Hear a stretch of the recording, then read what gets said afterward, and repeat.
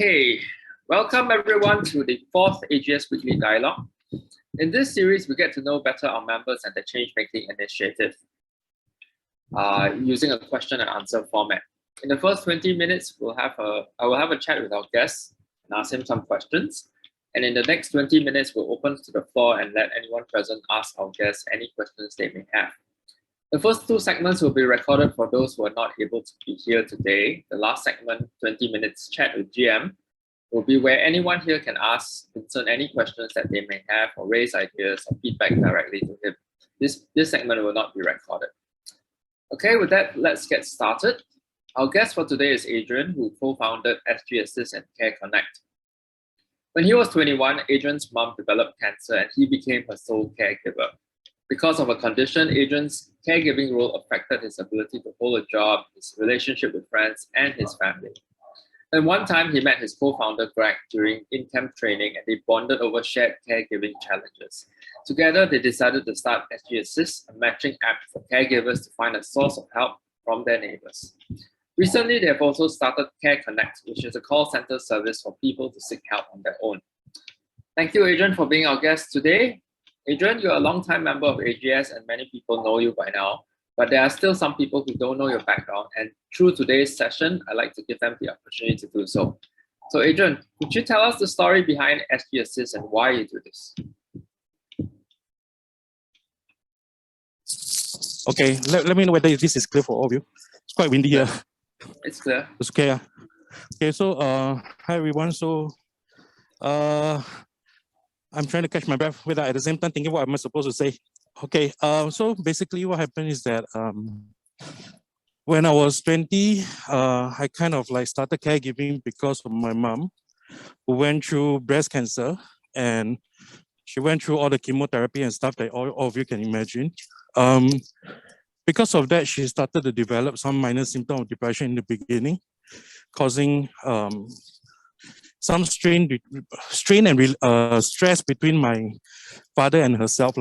So 5 years later, as part of the journey of chemotherapy, she had to go for another checkup. That's when she got diagnosed the second time of the breast cancer. So that kind of like worsened the whole depression episode, and eventually it became even anxiety. So as a caregiver, I frequently have to rush back home, not because I don't have any family support, but because my mom only relied on me to kind of like caregive for her. She don't see that my sister and my brother is actually old enough to actually take care of her. And she rejected my father because of her depression, thinking that my father has some form of affair out there. So, but which is not exactly true. So because of that, I had to take care of her. I have to, in some way, even have to clean the wound for her after her surgery, which is something that I felt that nobody want to go through. And because of that, I always try to rely on family and friends whenever possible, including relatives, but eventually the rest of them will burn out also because they are not exactly so-called responsible for my mom. Then I started calling ambulance. I think Vincent know about this. No, I always talk about this thing because I felt that somehow the system structure failed me as a caregiver. Even though there's no real-time services out there for me to take care of my mom, I had to rely on 995, which 995 says that this is not emergency, and therefore I have to pay for $150 over dollar, $160 over dollar per ambulance trip, no matter whether is it real emergency or not. To them, it's not emergency because emergency means the person is dying from heart attack, stroke, or whatsoever. So for my mom's depression and mental health, it isn't really one of the symptoms that they classify as emergency. So because of that, my mom always have to stay at the A&E for 6 hours for observation. And as someone facing depression, she has no one to talk to, she wasn't properly dressed. After the 6 hour, usually her mental breakdown gets worsened because of that. So as a caregiver, I don't really have many other options, especially when all these existing options don't really solve my problem. In the end, it added up to my stress level because I have to pay more bills. I have to pay for the ambulance. I have to pay for the door repair because they break down the door to get into my house to help my mom. In the end, I spend more money onto something that caused more harm to my family. So that was the reason why when I met up with Brad, we thought our caregiving experience, and we decided that, you know what, maybe the world isn't really ready to support caregivers like us.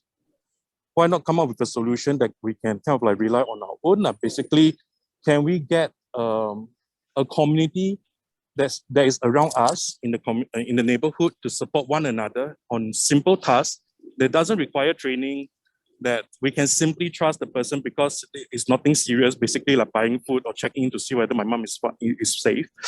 And that was the whole beginning of why we started SG Assist. It was the beginning of our whole journey, our experience as caregiver that defined how SG Assist is at this moment. Okay, so how have things changed for you as a caregiver with the help of your app?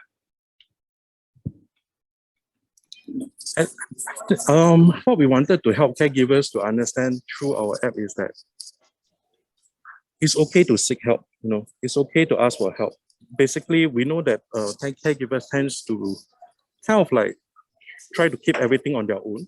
Basically, I should do this on my own. I should do this. I should do that. But part of the responsibility of SG Assist app is also the advocacy that caregivers can take care of themselves by outsourcing certain simple tasks to the community. So therefore, as they are more willing to seek help, as they are more willing to open up to their family and friends, that's where their caregiving journey can be better. So some of the things that we see in the app right now is that caregivers, even though they have managed to find volunteers whatsoever in our app, after this, they also started to become more open in terms of seeking help from agencies as they become more aware of surrounding resources and so on. So even for myself, through helping people, I also find out more resources that I can help myself, even for my mom as well. Would you like to share one of these resources that you've found? Basically, the funny thing is this. So one of the things that I find that I think is extremely helpful for caregivers, but it's actually right in front of our face, but we most of us didn't know about it, is that in our community, in our surrounding community, there's actually a lot of resources related to peer support group. Even on Facebook, on LinkedIn, sorry, not on LinkedIn, Facebook and Instagram, as well as Telegram, there has been a lot of resources where caregivers that went through all this tough journey decided to form an informal group to share resources to one another. So simple things like, donating away, use a wheelchair to other people, sharing of medical resources. Hey, I got lobang, buying milk powder is very cheap, that kind of thing. There's a lot of such resources over the internet, but it's so easily accessible, but not much people knows about it. So even for me right now, through some of this group, I learned about what are the devices that is good for my mom. For example, measuring her blood glucose level. What are the options out there? Where can we get more reliable sources and cheaper sources out there as well? Let's get you to share this also. Okay. Tell us more a bit about Care Connect.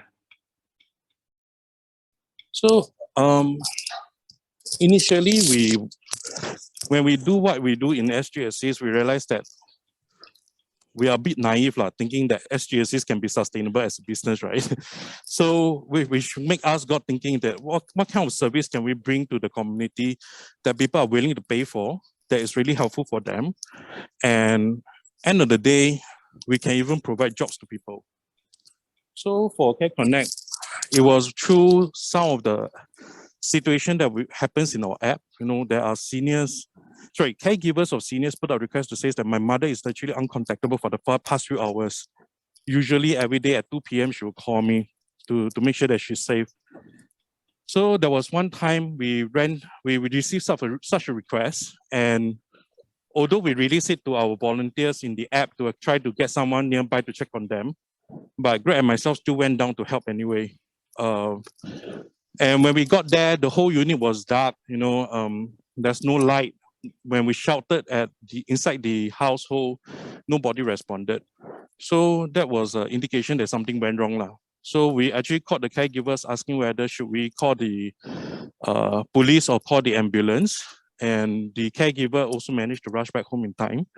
The moment we rushed into the household, we found the poor lady fully naked in the bathroom. She fell down and she was having some form of hallucination, thinking that she was just resting on the sofa. She didn't know that she actually fallen down in the toilet, and she was half arcing, over the toilet bowl. She couldn't stand up independently on her own. If we didn't get there in time, we think that things would have gotten worse, because we heard from the caregiver that updated us about the situation was that the lady that we found had some form of inflammation at her stomach because of that fall, and she was developing high fever, and things could have gotten worse if we didn't get there. So because of this situation, we started to look into other solution now, which like I mentioned earlier on, other than SG Assist, what can we do to support caregiver? So we decided to look into our resources. We went around asking people. In fact, this idea came from one of our mentors, who is actually one of the, I would say he's actually quite well known in the social enterprise sector in Hong Kong. He started a similar model, similar to Care Connect. He is actually offering similar services over there. And we learned from his experience and find out that actually in Singapore, no one else is doing this except for the non-profit world. So basically, Red Cross offers a similar service, but according to what I found out, because I was one of the beneficiaries that wanted to apply for this service for my grandma and my mother, the waiting time was 6 months, and they don't really accept cases whereby it's actually dementia related or depression related, because they are not ready to deal with such situation. Then as I dig further, trying to look for other solution, each of them are only bits and pieces. That means they only sell the devices, but they don't really help you in terms of responding. So what if something went wrong with my mother? And the only way that I found out is that the alarm gets triggered, I'm still the one that is rushing down. So which is why for Care Connect, we decided to, again, we are not trying to reinvent things. We want to make use of whatever home monitoring devices that we can get to support seniors at home, or even any care recipients at home, but supported by a 24/7 call center that we train seniors and PWDs to become our call agent, so that we provide a job to them. At the same time, we can sell it as a service. And therefore, we help to lighten up the stress level of the caregiver, that they, even though they are at work, even though they get the notification, they don't have to be the first one that responds to the emergency. It will be our call center that verify whether is it a false alarm, and inform the caregiver that we will be getting ambulance on its way to actually support their care recipient, so that they still have some time to settle down whatever that they are doing, including their work, so that they don't get stressed by their own superior lah. And therefore they have time to work, go on down to the hospital when something goes wrong. And this is the reason why we started Care Connect lah. So it's also to support caregivers out there. These are definitely real problems that the elderly who live, especially elderly who live alone, they experience. So if I understand you correctly, Care Connect service is basically your call center calls the elderly once a day. Is it to check on them, or what? Actually, we call them on a weekly basis. So what happened is that as part of the Care Connect service, we felt that we didn't want the care recipient to feel that this is just a soulless service with just devices that install into their home. So as part of our service rendering, we actually train our care agent to do a weekly befriending call with the senior, depending on their situation. It can be more than once, but at this moment we keep it once per week. And as part of the value, other than just talking to them, befriending them, that weekly call is also a way for us to ensure that our devices are working. So this is once again something that other tech companies or other devices that you can find in the market that it doesn't provide, which means that even when emergency happen, if the device fail, it fails lah. But as part of our protocol is that we want to make sure that the devices are working at tip-top condition every time we check in with the senior as well. What are these devices that you use and what do they do? Some of them are like, for example, fall detection system, where we put at the living room or at the kitchen, whichever there is high risk. There will also be door sensor, for example, fixing it at the toilet door so that we know that when the senior went into the toilet, didn't come out after more than 30 minutes, that kind of thing.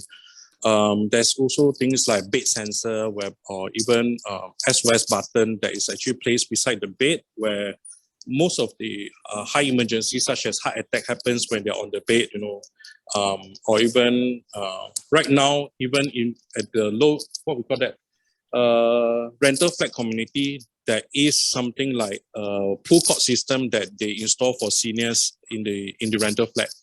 But the pull cord system is stationary in the living room. So what if they fall down in other part of the room, right? So which is why our SOS button is actually sort of like a Bluetooth and Wi-Fi enabled type, so that they can wear it anywhere and kind of like put it inside their pocket or wear it around their neck, that kind of thing. There's many other devices that we're currently exploring, such as wearable watch or even belt. There's a tracker that we can put inside the belt. So dementia seniors, when they went missing, we will know where they are. We will be able to track their location and even mobilize our volunteers to find them. Sonar sensor or voice activated sensor, whereby when there's a loud shout of like, save me, that kind of thing, or a loud shout of pain, that kind of thing. It will trigger a two-way communication as if it's a walkie-talkie to our call center, so that the senior can directly have a conversation with our call agent to let them know what happened. So even if they fall down, the sensor will open up the communication channel for them to tell us what happened. So these are some of the examples of devices that we have been trying out for the past 1 year, looking for every single possible ways of enhancing aging at home safely for everyone. So will you say that this is more suitable for elderly who live alone? Not really. Basically, we always target the senior first because their needs is actually more, I would say they are more complex in terms of their situation, and therefore we focus on them first. But if you look into how we prepare ourselves in terms of the devices that we can install in the home of the senior or anyone, it's actually suitable for people who are living alone. Basically, they could be singles with no family support. It could be persons with disabilities or even special needs children, whereby we want them to be able to stay safe at home, alone at home. We are exploring every possible means that we can support the underserved community depending on what kind of a situation they are facing.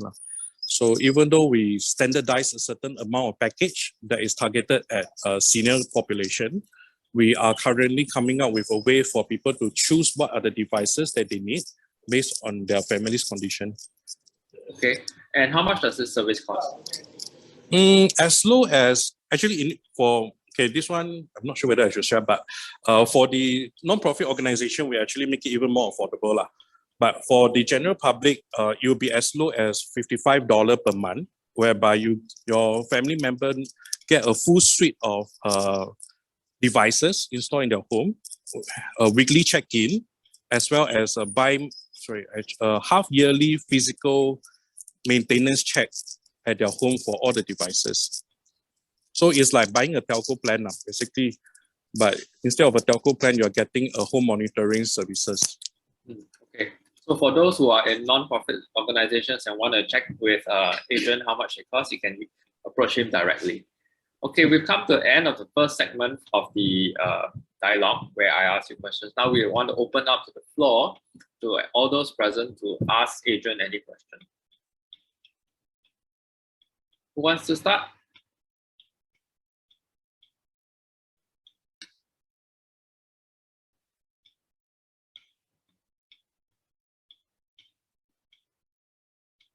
I have a question. Yeah, so my question is, when you were taking care of your mom as her like main caregiver, how are you feeling? Like, do you experience burnout and just a very like you felt lost as well, or yeah, and how do you manage to get over it, or how do you manage to cope with it, lah? Mm, to be honest, when it first happened, there isn't really much time to think about it, lah. Let's put it this way: my dad wanted to take care of my mom, but their relationship, because of the depression and the stuff like this, even at one stage causing them wanted to divorce each other because of the depression. So I couldn't really rely on my dad at all. Not that I don't trust him, but he wasn't at the position that can do anything. So as the eldest son, to be fair, during the point of time, I don't think anyone will be ready to become a caregiver per se, lah. So imagine you're 20 years old, you are struggling whether you want to go for university or you're going for NS, the kind of thing. And you put a lot of stress onto yourself because you know that no one else in the household can actually take this responsibility other than you. You're at least sound enough to actually handle the situation. So yeah, it's a lot of stress and responsibility that I'm holding during that point of time. And in order to support the family, because we are not from a well-to-do family, the reason why we are struggling because through the mean test, we are not exactly a low income. So, and which is why I was quite frustrated in the past when I went to seek for some form of counseling support or whatsoever for my family. They actually asked me to pay for it, even though they are non-profit. So because they don't see that I'm a low income. And in order to support the family, because my mom and dad don't really have insurance, so the medical bills are very expensive. I can't just let my father to become the sole breadwinner. So I had to take part-time study at the same time working part-time as well.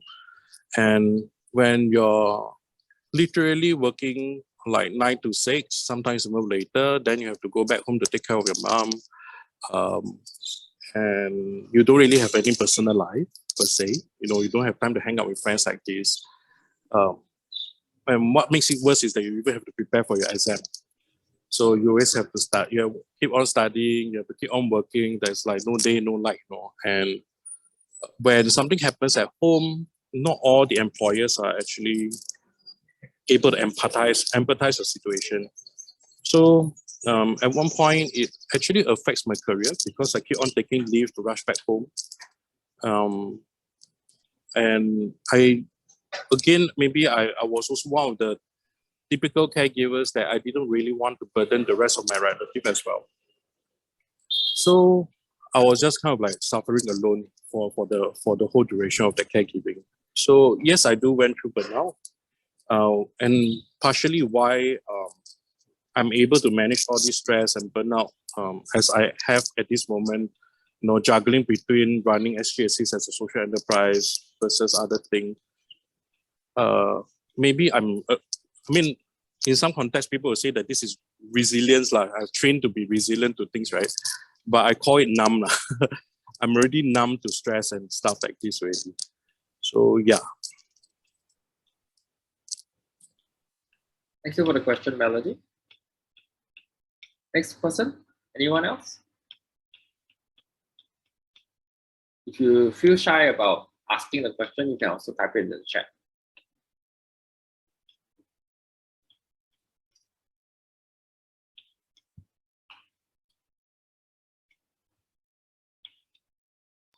I guess I can ask, how's your mom?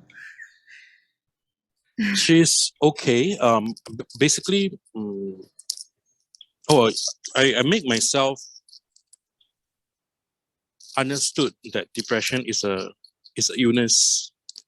It's not something that I can force her to be better. In the beginning of the journey, I felt like as if I have to, like, hey, you just need to be strong enough to deal with it, like then once you overcome it, it's no longer you have depression. But as time goes by, I have to come to a self-realization that this is not something within her control. So depression is a illness, and therefore, for her right now is that as long as nothing triggers her, she will be well. But if something happens, if someone say the wrong thing, if something drastic happens to one of our relative or family members, the depression will come back and haunt her for like a couple of months before she gets better again. And I hate it when she had to take antidepressant, because when she take the antidepressant, I can obviously see that it affects her. It's as if like when you call out to her, you need to wait for a few seconds. Like you go, Emma, 要不要吃东西? You know, like you want to eat. Then you see her like not responding.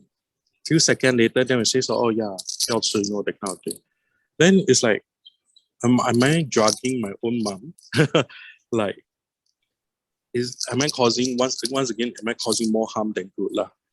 So even though I want to explore other ways of like taking care of her, but it's not exactly as easy as it should be, because depression is something that's kind of like hard to maneuver. You know, you don't know when you will say the wrong thing, when you say the right thing. Or I have seen many people with depression go over it and says that I just need to force myself to go over it.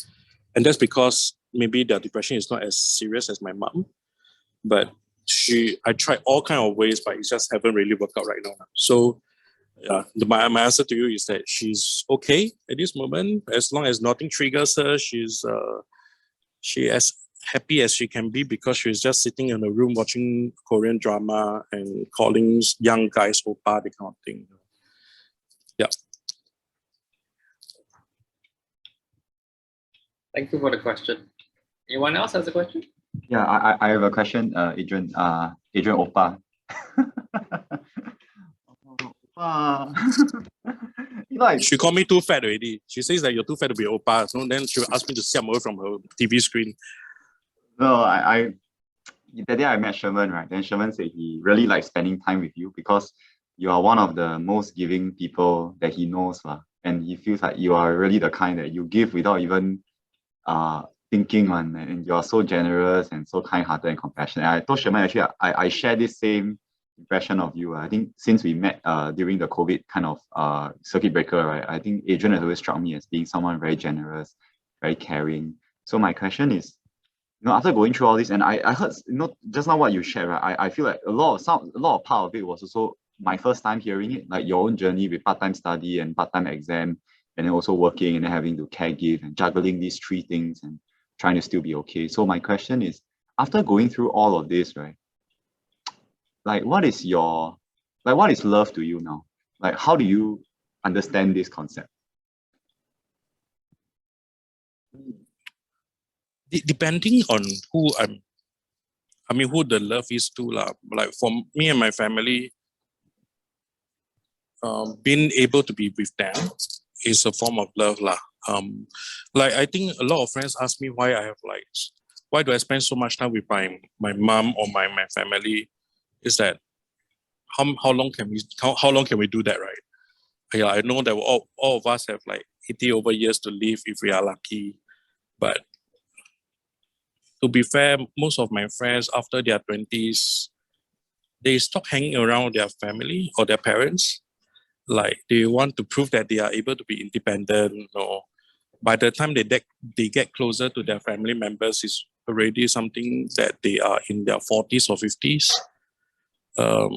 And by then you only have like 30 years of lifetime or lesser to really show the care and concern of your loved ones lah. But how long do we have to wait to get to the realization that spending time with them is a blessing lah? So it's as if like I'm a very good son like that, but I'm not like I also shouted at my mom, I do quarrel with her, but I enjoy bringing her for holidays. We have backpack trips. There's sometimes we went to just me and her alone, both of us going to Penang for food trip. We just walk around eating. I brought her for a holiday. I took a ride. I drove myself from Bangkok all the way to the northern part of Thailand to enjoy the scenery with my mom and my sister. And I thought this is a good way to connect lah. And my way of love for them is that I just want to be there for them when they needed it, but not necessarily always hanging around, like forcing them to do things my way. I start to realize not everything should go my way after so long. So, well, for my friends, as you all know, I don't really spend a lot of time with my friends because of caregiving or whatsoever, and career, even starting this social enterprise as well. But close friends that really knows me very well is that Adrian won't be always there. I won't respond to every single message.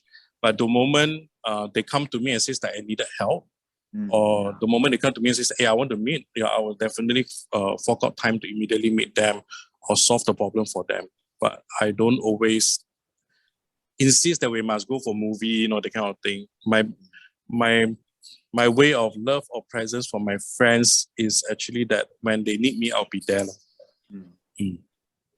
So if that's how you give, right, love, then how do you receive it? Like, how would you like to receive it? It's a very awkward thing as a caregiver after some time that you expect things to reciprocate to you. I don't ask for it. For me, I feel like I'm very easily contented. If my mom cook for me, that's an expression of love. When Vincent messaged me, hey, how are you? That's good enough for me as well. From Vincent. So I'm kind of like someone who is easily satisfied, per se. That I just want things to be simple. Life is hard enough. Why do we have to make things so hard? As long as when we need someone or we need people we need each other at times that we need it, I think that's good enough. Thank you. And that's actually how you ended up coming for today's weekly dialogue. Yeah. Blah blah one. Just say okay, come. I really appreciate it though. Okay. We had a question earlier, just before you came on. Somebody asked you, where is your office now? My office, I don't really have an office now. My office is everywhere I go. Basically, I carry my laptop and everything that I need and my plug. I will go wherever I can. If I were to turn off my background right now, I'm like sitting outside a cafe.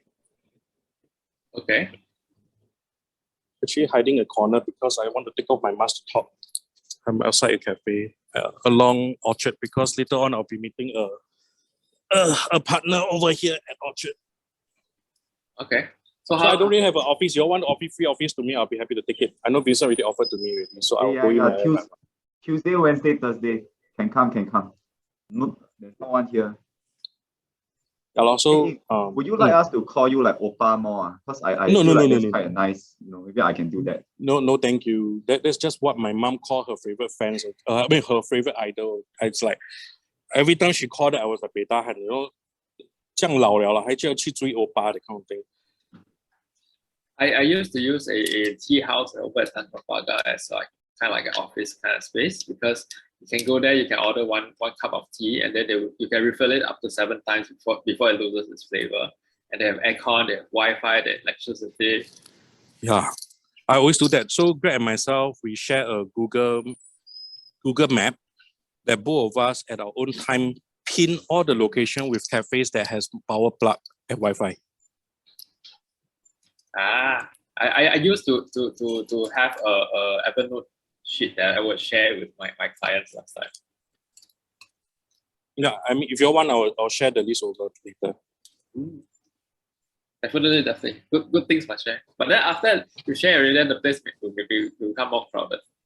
I don't care, is that no? We just anyway the cafes come and goes anyway. That's true. Yeah. Okay. We have time for maybe a couple more questions. Anyone want to ask? Actually, I want to ask you one question. What gets you excited about life? Not doing anything at all. I think because our things are, I literally have very little personal time per se. It's either home or work at this moment. I personally wanted to pursue further education as well. I mean, I honestly think that I'm kind of interested in gerontology or even in psychology, maybe. But I really don't have the time and effort to go and pursue them because SGSC is still not stable yet. And because of that, I don't really have a lot of personal time. So the best time I have is that really I have my own me time is that I really sleep until I have like no day, no night like that. It's like I just want to sleep. So it's not exactly healthy lah, but I think at this moment that's why I appreciate the most. Sounds like I do on Sundays. Yeah.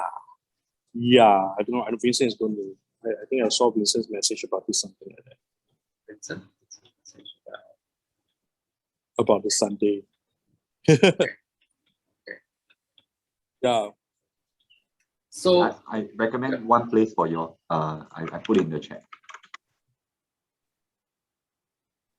okay, we'll check it out later. Okay, maybe I just end off this segment with just one more question. If you could change just one thing about Singapore during your lifetime, what would it be? Change one thing about Singapore. I mean, I ask myself this question a lot. Like, I felt that Singapore is actually a good place. There's no natural disasters. It's relatively safe place. I'm sure there's better places out there, but so far Singapore has been a very safe place where I call home for not just for myself but for my family as well. But one thing that could really be better for sure is that how we can appreciate people who really do more for the community. I'm not saying just caregivers, but changemakers like ourselves. I felt that we should deserve more lah, in terms of the support that we can get from people, in terms of the support that we can get from the government or anyone else. I think we deserve a little bit more care and concerns and resources out there. For caregivers, when we protect the nation as NS men, we get paid for it, right? But as caregivers, we take care of our families so that they don't overload the medical ecosystem, or we don't overload the hospitals and nursing home, but we don't get paid anything. In fact, we're just paying more. So why can't we just kind of like turn it in the way that officially we can see caregivers as a vital workforce of Singapore, just like how we see our national services. Yeah. So I think that would be one thing that I would hope that it would that I could change lah, if there's a magic out there that I can do something about it. There was something you said to me when we had a conversation a while back, something about having a merchant's card or something for your volunteers. Merchants, right? That means when your volunteers do things for other people in the community, they earn points, and then the points can be used to pay for stuff at merchants. Yes. So I don't call that a dream because I'm going to make it come true, because I'm really already working on it. But yes, because when I was young, when I was volunteering frequently, I met some senior volunteers. And this is a fact that I always wanted to share to people, even though it's not that great, it's not a good thing. But some of the senior volunteers that I used to volunteer with now becomes isolated. They have no family support. They devoted their whole life volunteering, helping others. And in the end, they are the ones that stay into the rental flat, being taken care by our social services. And to me, that is a sad thing to see lah. Why should people who are kind ended up being the receiving side of the whole ecosystem? So that's why I wanted to create a structure that I could make it like a circular ecosystem, just like how we do it for the sustainability world, right? How can we encourage people to do more good, give them points or credits, and therefore they can use the credits to improve their own life, or even use it to pay forward to another low-income family. Yeah. So that, and therefore, when they spend more money, when they spend to take care of themselves, I can even find ways to strategically kind of like incentivize or reward the caregivers for redeeming things for themselves and therefore improving their own quality of life. And at the same time, when they spend, I use a portion of the profit to buy insurance for them.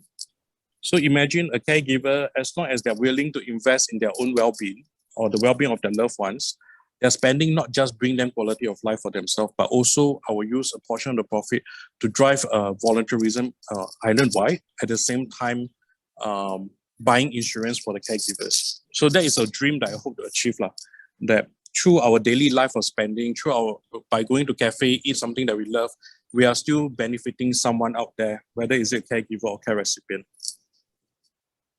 Nowadays it's so easy to just start a cryptocurrency.